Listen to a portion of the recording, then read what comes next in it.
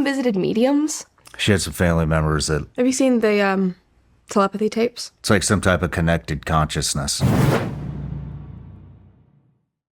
We did all sorts of things. My mom visited mediums. Right after? I mean, I haven't done that, and I kind of want to, but she did. She went to multiple mediums, like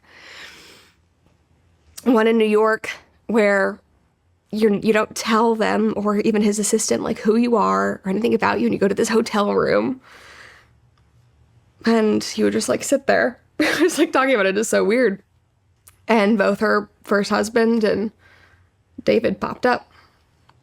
Are you serious? Yeah. And we're like, there's a 17-year-old young man here who wants to speak to you. I mean, it was like, I was actually just thinking about this meeting the other day. I was Googling, trying to see if I could find him. I need to ask my mom the name because I would love to go just do this. But yeah, she was able to speak to Don, her first husband, to hear from him. She had a miscarriage between the boys, I think, and I'm pretty sure that at one of the medium things that baby came in, said something. You know the lights just dimmed behind you twice. I saw that. I believe in all that stuff. Me too. I know it's real, man. There's not a doubt in my mind. Yeah.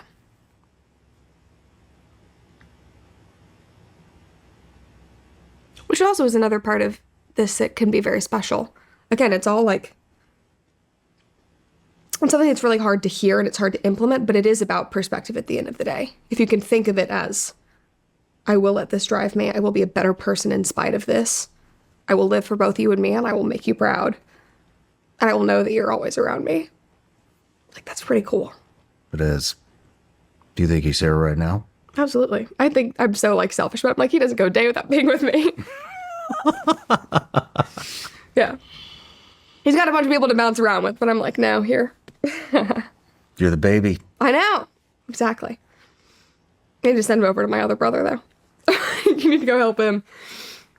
We'll talk about that in a minute. Yeah. Let's take a quick break. Sounds good. All right, so we're back from the break. Yeah, the medium stuff. Yeah. Have you ever heard of the Long Island medium?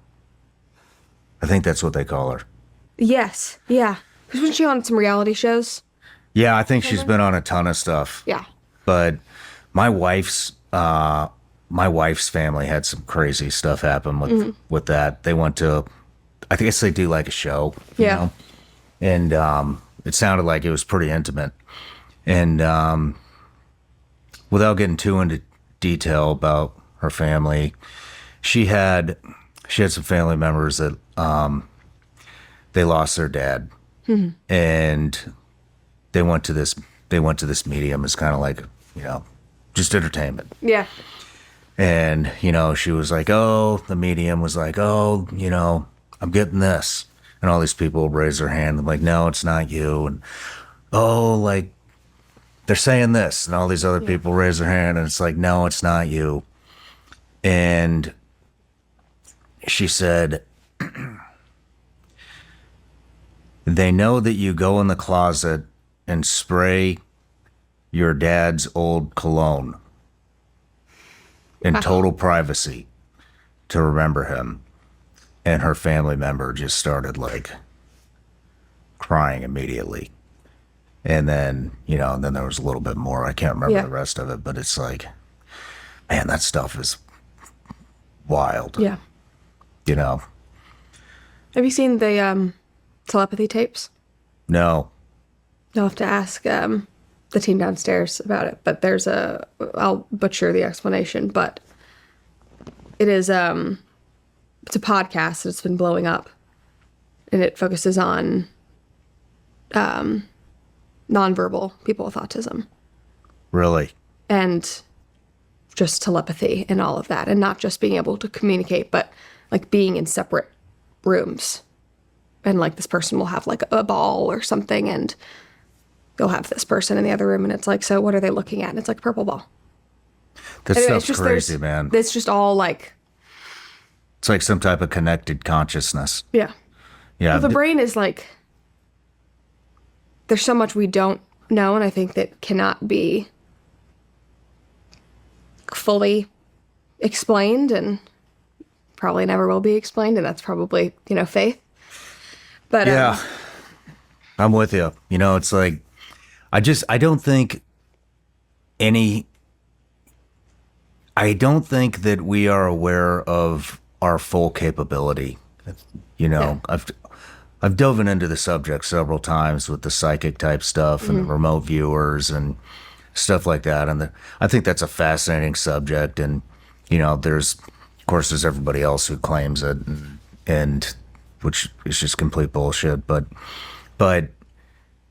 yeah, I think that the human mind is capable of so much more than we can even fathom. Yeah. You know, and I think it's been dubbed down just from century to century to century into what we are today. But I mean, and a lot of those guys talk about it, you know, like how they think that it may have happened. And but yeah, I just